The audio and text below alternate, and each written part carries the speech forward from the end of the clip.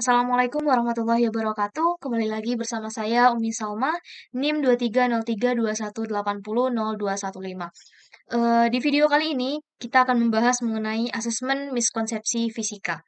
Nah, ini merupakan bagian dari tugas penilaian autentik, mata kuliah penilaian autentik. Nah, adapun materi yang akan kita bahas kali ini itu ada 2 submateri. Yang pertama adalah karakteristik dari asesmen miskonsepsi itu sendiri, kemudian ada langkah-langkah ketika kita ingin melakukan asesmen miskonsepsi fisika. Nah, sekarang kita lihat pengertiannya terlebih dahulu. Nah, di video sebelumnya saya sudah menjelaskan apa itu asesmen.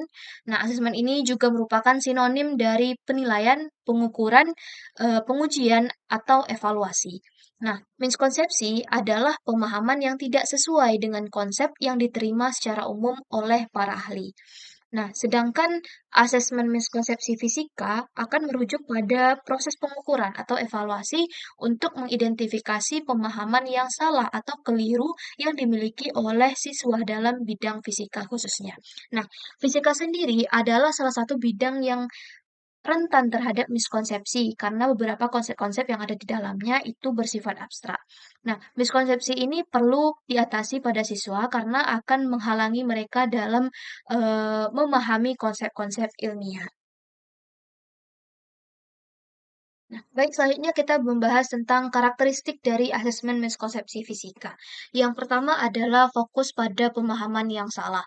Nah, sesuai dengan tujuannya, bahwasannya asesmen miskonsepsi ini bertujuan untuk mengidentifikasi pemahaman yang salah atau keliru yang dimiliki oleh siswa tentang konsep-konsep fisika. Nah, ini berarti bahwasannya asesmen ini tidak hanya mencari jawaban yang benar, tetapi juga memperhatikan kesalahpahaman yang mungkin terjadi atau yang mungkin dimiliki oleh siswa. Nah, yang kedua adalah mengungkap miskonsepsi yang terselubung. Nah, asesmen miskonsepsi fisika akan mencoba untuk mengungkap miskonsepsi yang mungkin tidak terlihat secara langsung dalam jawaban siswa. Nah, ini bisa kita lakukan dengan menggunakan pertanyaan terbuka atau tugas proyek yang memungkinkan siswa mengekspresikan pemahaman mereka dengan lebih bebas.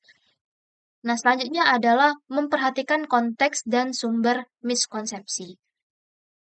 Nah, asesmen miskonsepsi fisika akan memperhitungkan konteks belajar siswa dan sumber miskonsepsi yang mungkin berasal dari berbagai faktor seperti pengalaman sehari-hari, metode pengajaran, atau bahan bacaan yang digunakan. Nah, selanjutnya adalah menggunakan metode asesmen yang diversifikasi. Nah, ini maksudnya asesmen miskonsepsi fisika ini akan menggunakan berbagai metode asesmen, termasuk tes tertulis, wawancara, pertanyaan terbuka, atau tugas proyek. Nah, hal ini akan memungkinkan guru untuk mendapatkan pemahaman yang lebih menyeluruh tentang pemahaman siswa terhadap konsep-konsep fisika. Nah, selanjutnya adalah memberikan umpan balik yang dapat memperbaiki pemahaman. Nah, maksudnya, eee,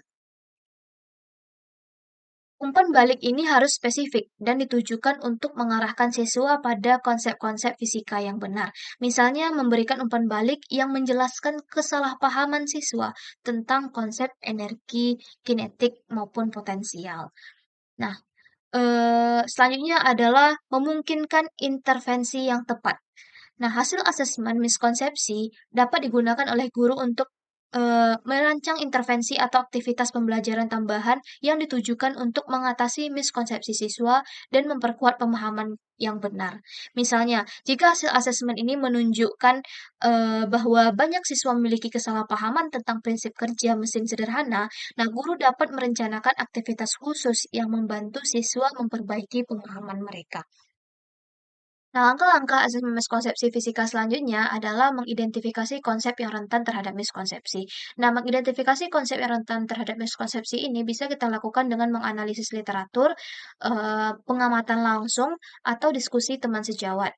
Nah, kemudian setelah kita mengidentifikasi konsep yang rentan ini, maka selanjutnya kita harus memilih metode asesmen yang tepat untuk digunakan. Nah, dalam metode asesmen ini dapat berupa tes tertulis, wawancara, pertanyaan terbuka, atau observasi langsung saat siswa melakukan aktivitas praktikum.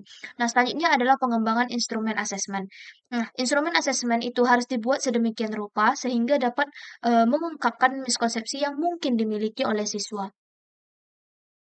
Nah, instrumen ini harus mencakup pertanyaan-pertanyaan yang dirancang untuk menguji pemahaman siswa tentang konsep-konsep fisika yang telah diidentifikasi. Nah, selanjutnya adalah pemberian instrumen asesmen. Instrumen asesmen yang telah kita buat tadi, kemudian kita berikan kepada siswa untuk dijawab atau dilakukan. Nah, penting untuk memastikan bahwa instruksi diberikan dengan jelas dan siswa memiliki waktu yang cukup untuk menyelesaikan tugas asesmen ini. Selanjutnya adalah pengumpulan dan analisis data. Setelah siswa menyelesaikan instrumen asesmen, data yang diperoleh kemudian dikumpulkan dan dianalisis. Analisis data ini dilakukan untuk mengidentifikasi pola miskonsepsi yang mungkin muncul. Nah, kemudian penyusunan umpan balik. Selanjutnya adalah penyusunan umpan balik. Hasil analisis yang tadi kita gunakan untuk menyusun umpan balik yang tepat dan bermanfaat bagi siswa. Nah, umpan balik ini harus spesifik, jelas, dan ditujukan untuk memperbaiki pemahaman siswa tentang konsep-konsep fisika yang salah. Selanjutnya adalah penerapan intervensi. Nah, intervensi atau aktivitas pembelajaran tambahan akan dirancang untuk mengatasi miskonsepsi siswa. Nah, intervensi ini bertujuan untuk membantu siswa memperbaiki pemahaman mereka yang salah dan memperkuat pemahaman yang benar. Selanjutnya adalah evaluasi dan pemantauan lanjutan. Nah, langkah terakhir dalam melakukan asesmen miskonsepsi fisika adalah evaluasi lanjutan untuk memantau kemajuan siswa dalam memperbaiki pemahaman mereka tentang konsep-konsep fisika. Jika diperlukan, langkah-langkah korektif diambil untuk memastikan bahwa siswa mencapai pemahaman yang akurat. Evaluasi ini juga membantu dalam menilai efektivitas intervensi yang telah diterapkan. Kemudian, ini adalah langkah-langkah dari asesmen miskonsepsi fisika. Selanjutnya adalah contoh kasus. Nah, contoh kasus ini adalah artikel dengan judul Using Four-Tier Diagnostic Test Instrument to Detect Physics Teacher Candidates Misconception, Case of Mechanical Wave Concept. Nah, artikel ini merupakan sebuah penelitian yang bertujuan untuk mengidentifikasi miskonsepsi yang dialami oleh calon guru fisika di Yogyakarta terkait konsep gelombang mekanik. Nah, penelitian ini, menggunakan instrumen, diagnostik 4 tingkat yang dikembangkan oleh Kolen dan Subramaniam. Nah, hasil analisis deskriptifnya menunjukkan bahwa terdapat 5 kategori miskonsepsi yang teridentifikasi, yaitu konsepsi ilmiah, kurang pengetahuan, positif palsu, negatif palsu, dan miskonsepsi. Miskonsepsi yang paling dominan terjadi pada karakteristik umum, gelombang, dan representasi gerakan gelombang dalam grafik. Nah, dengan persentase miskonsepsi tertinggi pada topik frekuensi gelombang. Nah, ini adalah contoh kasus eh, dalam melakukan asesmen miskonsepsi. Nah, mungkin demikian dulu video kali ini. Terima kasih atas perhatiannya. Terima kasih sudah menonton video ini sampai akhir. Sampai jumpa di video-video selanjutnya. Assalamualaikum warahmatullahi wabarakatuh.